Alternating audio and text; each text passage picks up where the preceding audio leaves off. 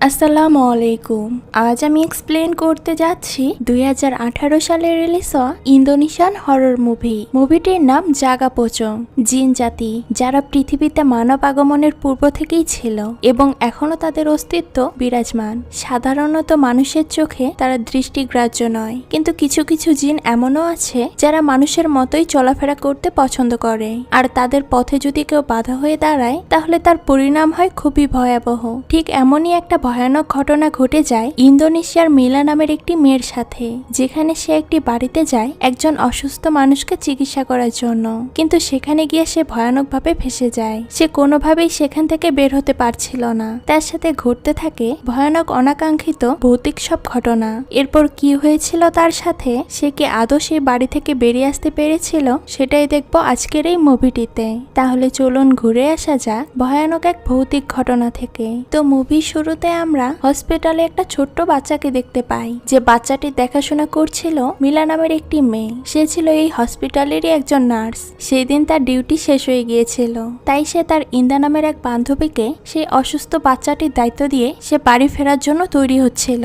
তখনই সে দেখতে পায় সে হসপিটালে সব নার্সরা ছুটাছুটি করে কোথাও যাচ্ছে, যেখানে গিয়ে সে খুবই মর্মাহত হয়, কারণ সে দেখতে পায় বাচ্চাটি ততক্ষণে মারা গিয়েছে কোনো এক অজানা কারণে। তখনই আমরা দেখতে পাই সেখানে এসেছে সেই হসপিটালের একজন মহিলা কর্মকর্তা। সে মিলাকে একটা ডক্টরের ঔষধের ব্যাগ ধরিয়ে দেয় এবং বলে তাকে একজন অসুস্থ পেশেন্টের বাসায় যেতে হবে খুব শীঘ্রই। তখন মিলা বলে, আমার তো আজকের জন্য সব কাজ শেষ, শিফট শেষ হয়ে গিয়েছে, তাহলে কেন আমাকে যেতে হবে? তখন সেই মহিলাটি বলে, তোমাকেই সেখানে যেতে বলা হয়েছে। তো এরপর মিলা গাড়ি নিয়ে সেই বাসার উদ্দেশ্যে রওনা দেয়। জায়গাটা অনেক দূরে ছিল, এদিকে দিনের আলো ফুরিয়ে আসছে। সে যেতে যেতে সন্ধ্যা হয়ে যায়। তাকে যে বাড়ির ঠিকানা দেওয়া হয়েছিল সেখানে যাওয়ার পর সে একটু অবাক হয়, কারণ বাড়িটি জনমানবহীন একটি এলাকায় ছিল এবং দেখে মনে হচ্ছিল খুবই পুরাতন একটি বাড়ি। এদিকে সে বেশ ভয়ও পাচ্ছিল। এরপর সে কোনো কিছু না ভেবেই বাড়ির ভিতরে প্রবেশ করে। তাকে সদর দরজা খুলে দেয় রাধিক নামের একটি ছেলে। সেই ছেলেটি বলে, আপনি যে পেশেন্টকে দেখতে এসেছেন সে কিছুক্ষণ আগেই মারা গিয়েছে, আর তিনি সম্পর্কে আমার মা হন। যেহেতু পেশেন্ট মারা গিয়েছে তাই মিলার এখানে আর প্রয়োজন নেই। তাই সে সেখান থেকে বের হওয়ার জন্য গাড়িতে উঠে ফিরে আসতে চাইছিল, কিন্তু তখনই তার গাড়িটা স্টার্ট নিচ্ছিল না। তখন রাধিক এসে তাকে বলে যে তার কোনো সাহায্যের প্রয়োজন কিনা। তখন আমরা আবারও দেখতে পাই গাড়িটি স্টার্ট হয়ে গিয়েছে, অতএব এখন কোনো সমস্যা নেই। তখন আকুতি মিনতি করে রাধিক বলে তার একটা সাহায্য প্রয়োজন। এরপর সে মিলাকে বাড়ির ভিতরে নিয়ে যায়। সে বলতে থাকে রীতিনীতি মেনে তার মাকে দাফন করা হবে, কিন্তু দাফন করার আগে তার মাকে ভালোভাবে গোসল করাতে হবে, যে কারণেই মিলাকে দরকার। রাধিক গোসল করাতে পারবে না, কারণ এই মহিলাটি তার নিজের মা নন। আসলে এই মহিলাটি তার সৎমা, আর তার মৃত মায়ের নাম ছিল সুলাশ্রী। এরপর রাধিক কাফনের কাপড় এগিয়ে দেয় মিলাকে আর বলে তার মা সুলাশ্রীকে গোসল করিয়ে দিতে। তখন মিলা তার কথা মতো সেই মহিলাটিকে গোসল করাতে শুরু করে। গোসল করানোর পর কাফনের কাপড় পরিয়ে দেয়। এরপর তার কাজ শেষ করে সে উপরের তলায় চলে যায় সেখান থেকে তার ব্যাগ আনতে, যেটি সে চিকিৎসার জন্য এনেছিল। সে যখন সেটা নিয়ে সেখান থেকে চলে যাবে, এমন সময় আমরা দেখতে পাই এদিকে রাধিক ফোনে কারোর সাথে কথা বলছিল। ফোনের অন্য পাশ থেকে কেউ একজন তাকে বলছিল যে তার মায়ের ডেথ সার্টিফিকেট সাবমিট করার জন্য। মিলা চলে যাচ্ছে দেখে রাধিক তাকে বলে তাদের রিলেটিভরা আসতে কাল সকাল হয়ে যাবে, আর বাড়িতে তার ছোট মেয়ে নভি একা থাকে। এদিকে রাধিকের তার মায়ের সার্টিফিকেট জমা দেওয়ার জন্য একটু শহরে যেতে হবে, তাই সে মিলাকে বলে সে যেন আজকের রাতটা কষ্ট করে এখানেই থেকে যায়। মিলা যদিও এটা করতে চাইছিল না, কিন্তু তার মনে কোথাও একটা মনুষ্যত্ব বোধ ছিল, যার কারণে সে না করতে পারছিল না, কিন্তু সে কিছুটা ভয়ও পাচ্ছিল। তো যাই হোক, এদিকে রাধিকও তার কাজে চলে যায়। মিলা সুলাশ্রীর মৃতদেহকে নিচে রেখে উপরে নভির কাছে চলে যায় এবং সেখানে গিয়ে মিলা নভিকে দেখতে পায় সে ঠিকঠাক মতো হাঁটতে পারে না, লাঠি দিয়ে তাকে হাঁটতে হয়। এরপর মিলা যখন আবারও নিচে আসে তখন সে দেখতে পায় যে সেখানে থাকা টেপ রেকর্ডার একা একাই চলছিল। মিলা যখন সুলাশ্রীর মৃতদেহের পাশে যায় তখন সে উপরের তলা থেকে নভির আওয়াজ শুনতে পায়। সে বিপদ বুঝে দ্রুত উপরে চলে যায় এবং উপরে গিয়ে দেখতে পায় নভি কিছু একটা দেখে অনেক ভয় পেয়ে খাটের নিচে চলে গিয়েছে। নভি বারবার সামনে থাকা আলমারির দিকে ইশারা করছিল, কারণ সেটার ভেতর থেকে কিছু একটার আওয়াজ আসছিল। মিলা ভয়ে ভয়ে আলমারিটি খোলে, কিন্তু ভিতরে সবকিছুই স্বাভাবিক ছিল।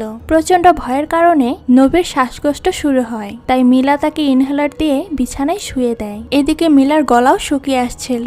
এরপর সে চলে যায় পানি খাওয়ার জন্য, কিন্তু আমরা পর্দার পিছনে একটা লাশের অবয়বকে দাঁড়িয়ে থাকতে দেখতে পাই, যেটাকে মিলা খেয়াল করে না। সে যখন সিঁড়ি দিয়ে উপরে উঠে যাবে তখনই সে তার সামনে দেখতে পায় পর্দার ওপারে কোনো একটা লাশের অবয়ব। সে ভয়ে ভয়ে সেই পর্দাটি সরায়। তখন সেখানে কিছুই ছিল না। সে ভাবছিল এটা হয়তো তার মনের ভুল। সে সেখানে আজব রকমের শব্দও পাচ্ছিল।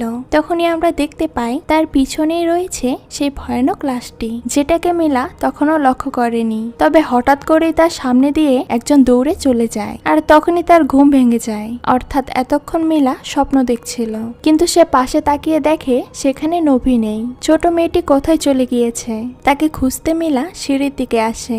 সেখানে এসে মিলা দেখতে পায় নবী এক দৌড় দিয়ে সিঁড়ি দিয়ে নিচে নেমে যাচ্ছে। কিন্তু এটা কিভাবে সম্ভব? নবী তো লাঠি ছাড়া চলতেই পারে না। মিলা এই সবকিছু দেখে অনেক অবাক হয়ে যায়। এরপর সেও নিচে নেমে আসে আর বাসার বাইরে চলে যায়। নবীকে খোঁজার সময় নবীর ইউজ করা লাঠিটি তার পায়ের নিচে সে দেখতে পায়। সে যখন উপরে তাকায় তখন সে অবাক হয়ে যায়, কারণ সে দেখে নবী বাসার ছাদে একাই দাঁড়িয়ে আছে, যেন সে এখনই নিচে লাফিয়ে পড়বে। মিলা তখনই দৌড়ে গিয়ে নবীকে সেখান থেকে নামিয়ে আনে। এরপর রাধিক মিলাকে কল করে আর বলে সে বাড়ির কাছাকাছি চলে এসেছে, মিলা চাইলে এখন আসতে পারে। তখন মিলা রাধিককে বলে যে নবীকে এখানে একা রেখে চলে আসা মোটেও ঠিক হবে না, কারণ সে কিছুক্ষণ আগেই ছাদের কিনারায় দাঁড়িয়েছিল। একটু হলেই সে ছাদ থেকে পড়ে যেত। তাই রাধিক একেবারে বাসায় ফিরলেই সে চলে যাবে। কিন্তু রাধিক মিলাকে বলে নবীর একা বাসায় থাকার অভ্যাস রয়েছে, কোনো সমস্যা নেই। এটা শুনে মিলা কিছুটা অবাক হয়। এরপর মিলা যখন নবীর কাছে যায় তখন সে দেখে নবীর শরীর একদম বরফের মতো ঠান্ডা হয়ে গিয়েছে। তাই সে নবীকে কফি বানিয়ে দেয় যাতে শরীর কিছুটা গরম হয়। এরপর মিলা নবীকে জিজ্ঞেস করে যে এত উপরে তুমি কিভাবে উঠেছিলে, কিন্তু নবী কিছুই বলে না। আর তখনই আমরা শুনতে পাই কিছু অদ্ভুত আওয়াজ, যেটা আসছিল দরজার ওপার থেকে।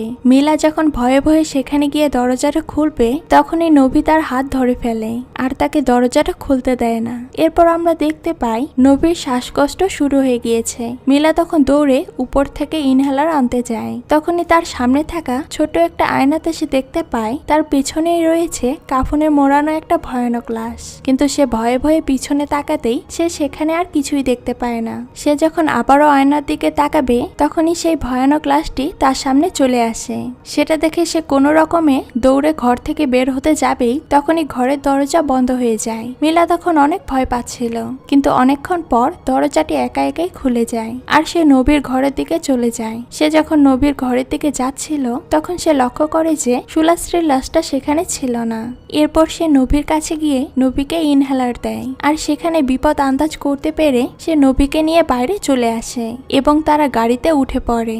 এরপর সে যখন গাড়ি স্টার্ট দিবে এমন সময় সে গাড়ির সামনে আবারও সেই ভয়ানক লাশটিকে দেখতে পায়। আর পাশে তাকাতেই সে নবীকে সেখানে আর দেখতে পায় না এবং বাইরে তাকিয়ে সে নবীকে আশ্চর্যভাবে হাওয়ায় ভাসতে দেখতে পায়। নবীকে কোনো এক অশুভ শক্তি ঘরের দিকে ভাসিয়ে নিয়ে যায়। মিলা নবীর বিপদ বুঝতে পেরে আবারও ভয়ে ভয়ে সে বাড়ির মধ্যে প্রবেশ করে। সে ঘরে ঢুকতেই সেখানে একটি চেয়ার দেখতে পায়, যেটা একা একাই নড়ছিল। সেখানে সুলাশ্রীর লাশটাও ছিল না, কিন্তু তখনই একটি লাশ তার সামনে এসে পড়ে। এতে মিলা প্রচন্ড ভয়ে দৌড়ে নবীর রুমে চলে যায়। আর সেখানে যেতেই সে লক্ষ্য করে নবী ঘরের এক অন্ধকার কোণে বসে রয়েছে। আর সে মিলাকে বলতে থাকে যে আমার জীবন্ত মানুষের শরীর চাই। এটা বলেই নবী দেয়াল বেয়ে উপরে উঠে যাচ্ছিল। ঠিক তখনই নবী উড়ে এসে মিলার উপরে অ্যাটাক করে। মিলা কোনো রকমে নিজেকে বাঁচিয়ে নেয়, কিন্তু সেই শয়তানটি তার শক্তি বলে মিলাকে আবারও আটকাতে চাইছিল। কিন্তু মিলা কোনো মতে সেই রুম থেকে বের হয়ে যায় আর দরজাটি বন্ধ করে ফেলে। এতেই আমরা বুঝতে পারি যে নবী আসলে কোনো মানুষ ছিল না, কিন্তু মিলা সেটা তখনও বুঝতে পারছিল না। মিলা আবারও সেই দরজাটি খুলে, কিন্তু রুমের ভিতরে সে নবীকে দেখতে পাচ্ছিল না। তখনই সেখানে থাকা আলমারির ভিতর থেকে নখ দিয়ে আঁচড়ানোর কোনো একটা শব্দ ভেসে আসছিল। মিলা ভয়ে ভয়ে সামনে এগিয়ে যায় এবং সে লক্ষ্য করে নিচে একটা কাফনের কাপড়ের মতো পড়ে রয়েছে, যেটা বের হয়ে এসেছিল সেই আলমারির ভেতর থেকে। সেই কাপড়টি ধরে মিলা টানতে শুরু করে, কিন্তু আলমারির ভেতর থেকেও যেন কেউ একজন কাপড়টা টেনে ধরেছিল। ঠিক এমন সময় একজোড়া ভয়ানক হাত এসে কাফনের কাপড়টি ধরে জোরে টান দেয় আর মিলাকে নিয়ে চলে যায় সেই আলমারির ভেতরে। এরপর মিলা সেখানে লাইট জ্বালিয়ে দেখতে পায় এক ভয়ানক লাশকে, যেটা কাফনের কাপড়ে মোড়ানো ছিল। মিলা সেটা দেখে ভয়ে চিৎকার করে ওঠে আর সে দৌড়ে সেখান থেকে পালিয়ে আসতে যাবেই এমন সময় সে সিঁড়ি থেকে পা পিছলে নিচে পড়ে যায়। ঘরটি ছিল তখন পুরো অন্ধকার। সে টর্চ লাইট নিয়ে সামনে মারতেই দেয়ালের মধ্যেও সে সেই ভয়ানক লাশটিকে দেখতে পায়। মিলা এই বাড়ি থেকে বের হতে চাইছিল, কিন্তু বাড়ির সদর দরজা একেবারেই বন্ধ হয়ে গিয়েছিল, যেটা সে একদমই খুলতে পারছিল না। সে তখন অসহায়ের মতো সেখানেই অনেকক্ষণ বসে থাকে। এরপর সে মনের ভিতরে সাহস জগিয়ে সামনের দিকে এগিয়ে যায়। সে সামনে থাকা একটি রুমের মধ্যে যায় আর সেখানে সে একটি সিন্দুক খুঁজে পায়। সে যখন সিন্দুকটি খোলে তখনই মুভির আসল রহস্য ফাঁস হয়। সিন্দুকে সে কিছু ছবি দেখতে পায় আর আজব বিষয় হচ্ছে যে সেই ছবিগুলোর মধ্যে তার ছবিও ছিল, যেটা দেখে সে অনেক বেশি অবাক হয়ে যায়। সে আরো অনেক বেশি ভয় পেয়ে যায় যখন সে দেখতে পায় সেখানে রয়েছে রাধিকের ছবি, যে কিনা ছবিতে মৃত ছিল। এটা দেখে সে প্রচন্ড ভয় পেয়ে যায়। তার আর বোঝার বাকি থাকে না এই বাড়িতে যারা রয়েছে তারা সবাই মৃত। তখনই সেখানে রাধিকা নবী চলে আসে। এখানে আমাদেরকে অতীতের কিছু দৃশ্য দেখানো হয়। আমরা দেখতে পাই সুলাশ্রী একটা হারিকেন নিয়ে উপরের দিকে যেতে থাকে। সেখানে বিছানায় শুয়েছিল সুলাশ্রীর হাজবেন্ড। তার হাতে মাত্র 3 দিন সময় রয়েছে তার স্বামীর আত্মা অন্য কারো শরীরে প্রবেশ করানোর জন্য, নয়তো তার হাজবেন্ড মারা যাবে। তখনই আমরা বর্তমানে চলে আসি। এখানে রাতে ঘটনাটির আরো একটি টুইস্ট রিভিল করে, অর্থাৎ সুলাশ্রী নামের যে মহিলাটি ছিল সেটা রাধিকের মা নয়, এটা হলো রাধিকের স্ত্রী। আসলে রাধিক যখন বুড়ো হয়ে গিয়েছিল তখন তার স্ত্রী সুলাশ্রী একটা নতুন ছেলের ভেতরে রাধিকের আত্মা প্রবেশ করিয়েছিল। আর এখন যেহেতু সুলাশ্রীর নতুন শরীর প্রয়োজন, তাই তার হাজবেন্ড হিসেবে রাধিক তার স্ত্রী সুলাশ্রীর নতুন বডির জন্য মিলাকে বাছাই করেছে। যেটা শুনে মিলা অনেক বেশি ভয় পেয়ে যায় আর তার বুঝতে বাকি থাকে না যে এখানে যারা আছে কেউ মানুষ নয়, সবাই জিন। কিন্তু সেটা বুঝতে তার অনেক দেরি হয়ে গিয়েছিল।